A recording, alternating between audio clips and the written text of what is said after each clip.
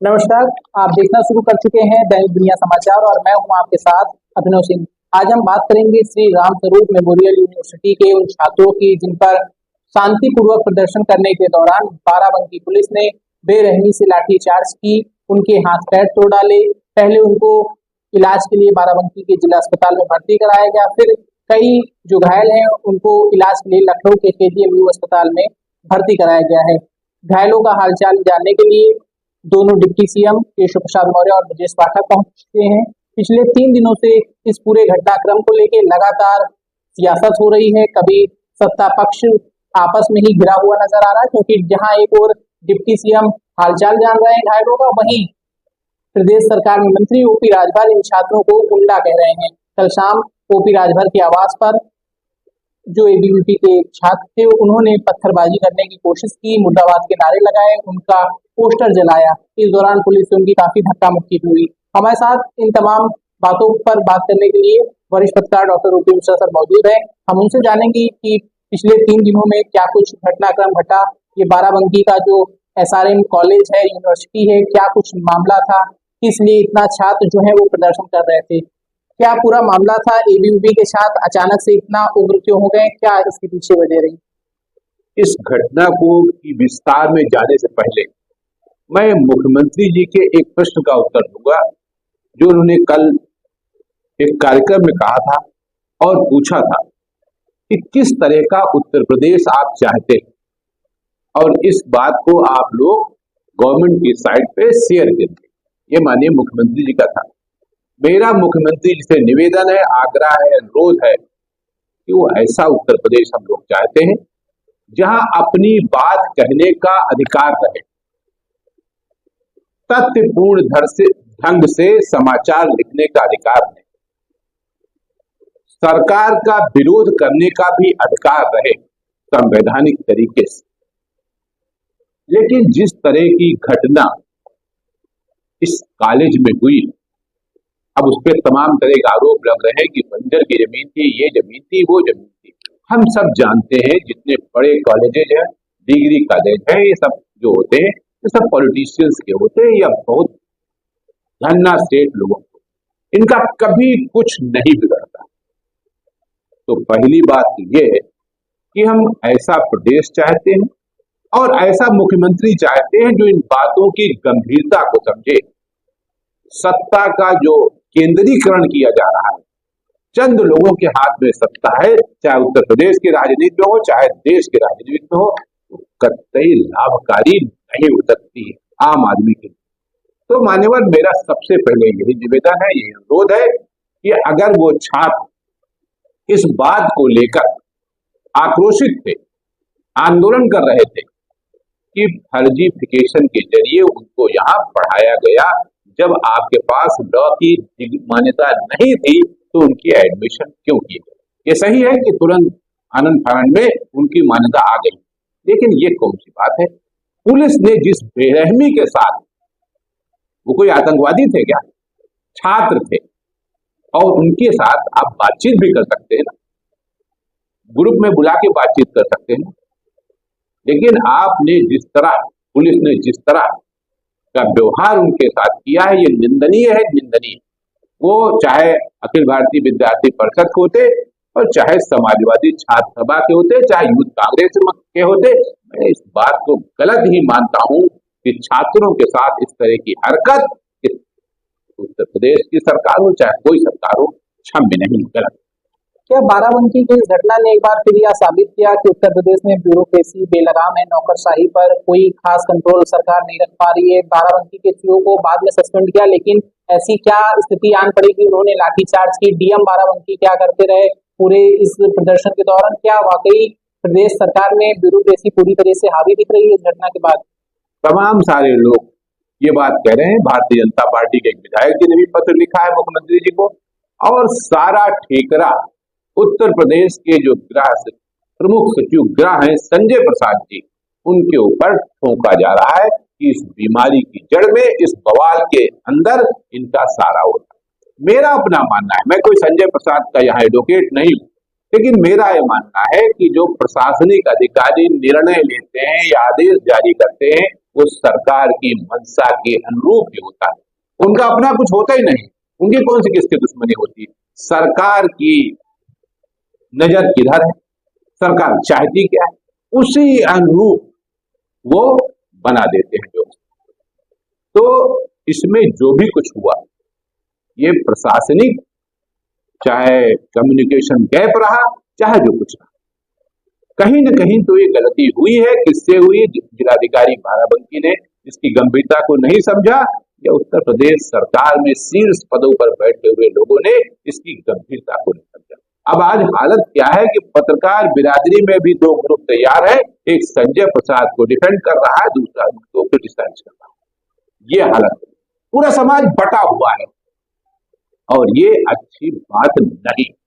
आपने प्रमुख सचिव गृह संजय प्रसाद का जिक्र किया, क्योंकि बाराबंकी में इस तरह इतना बड़ा बवाल हुआ। डीएम बाराबंकी को लेकर लगातार सवाल उठ रहे हैं कि उनकी कार्यशैली काफी विवादित रही, उन्होंने कोई खास निर्णय नहीं लिया, लाठीचार्ज उन्होंने करने दिया पुलिस को, छात्रों के बीच आकर समझाने की कोशिश नहीं की, और बाराबंकी डीएम को सरकार बचाती हुई दिखाई दे रही है, क्योंकि सीओ को सस्पेंड किया, पूरी चौकी लाइन हाजिर दी गई, इंस्पेक्टर लाइन हाजिर हुए, लेकिन बाराबंकी के डीएम को सरकार ने हटाना उचित नहीं समझा। तो क्या बाराबंकी डीएम की भी इस दौरान कार्यशैली कह सकते हैं कि संतोषजनक नहीं थी, इसमें लापरवाह थे जिला अधिकारी बाराबंकी के? देखिए, हम सब लोग ये जानते हैं नियम कानून में है क्या। जिसके पास रिवाल्वर है या जिसके पास बंदूक है, उसको डायरेक्ट गोली चलाने का अधिकार नहीं, और जिसके पास रिवाल्वर या बंदूक नहीं है, उसको ये आदेश देने का अधिकार। तो आखिर लाठी चार्ज हुआ, इस बेरहमी से लाठी चार्ज हुआ, इसके पीछे था कौन? जिलाधिकारी जिले का मालिक होता है, सब कुछ होता है, एक तरह से आप कहिए कि वो सरकार होता है उस जिले में। तो सबसे पहले तो उन पर ये आरोप लगना चाहिए, आरोप लग रहे हैं, लेकिन उनके विरुद्ध कार्रवाई अब तक क्यों नहीं है? ये छोटी जो मछलियां हैं, ये कब तक पीसी जाती रहेंगी? बड़ों के ऊपर अटैक क्यों नहीं होते? मुझे मायावती जी का रिजीव याद आता है, वो डीएम को सार्वजनिक रूप से अपमानित करती थी, उनको सस्पेंड करती थी, और लेखपाल की बोलती अपने आप बंद हो जाती थी। लेकिन यहाँ उल्टा हो रहा है, यहाँ आप उनको प्रोटेक्ट कर रहे हैं, उनको संरक्षण दे रहे हैं आप जिलाधिकारी को। पूरा आप माने, सरकार माने या न माने, लेकिन ये बात मैं डंके की चोट पर कहता हूं कि पूरे उत्तर प्रदेश में इस समय सिर्फ अधिकारियों की चलती है। किसी न विधायक की हिम्मत है या किसी मंत्री की हिम्मत है कुछ कर सके। बयान देता है, उस बयान का कुछ भी होता नहीं है, कोई असर नहीं होता। तो सबसे पहले मेरी नजर में जिला प्रशासन इसके लिए दोषी था। आदेश वही देता है, चाहे लाठीचार्ज हो चाहे गोली चार्ज हो। पुलिस के सिपाही को आपने सस्पेंड कर दिया, बहुत आराम से बात है, थाना अध्यक्ष को लाइन हाजिर कर दिया, ये कोई सजा नहीं होती है। यही कारण है कि जो पीड़ित हैं या जो चोटिल हैं, उनकी मांग है कि इनके विरुद्ध मुकदमा दर्ज किया जाए। कोई मुकदमा अब तक दर्ज नहीं किया, तो ये मुकदमा दर्ज किया जाना चाहिए। ये आपके अपने लोग हैं, आप तो ये कह के बच जाएंगे ना, आप तो अपने लोग हैं, हम आपको मना देंगे। लेकिन सवाल यहाँ मनाने का या अपने लोगों का नहीं, सवाल व्यवस्था, और व्यवस्था में कमी जो है अच्छी नहीं। डिप्टी सीएम केशव प्रसाद मौर्य घायलों का हाल जानने के लिए केजीएमयू पहुंचे। उन्होंने छात्रों से बातचीत में कहा कि आप पर ये लाठीचार्ज नहीं होना चाहिए था, ये दुर्भाग्यपूर्ण चीज है, पुलिस को किसी के हाथ पैर तोड़ने का अधिकार नहीं है। अपनी ही सरकार को घेरते हुए फिर से उप मुख्यमंत्री नजर आ रहे हैं, तो क्या इस घटना के बहाने दोनों डिप्टी सीएम योगी आदित्यनाथ को भी घेर रहे हैं? क्योंकि गृह मंत्रालय अंततः सीएम के पास ही है, सीएम ही पूरी तरीके से ब्यूरोक्रेसी के लिए जिम्मेदार माने जाते हैं।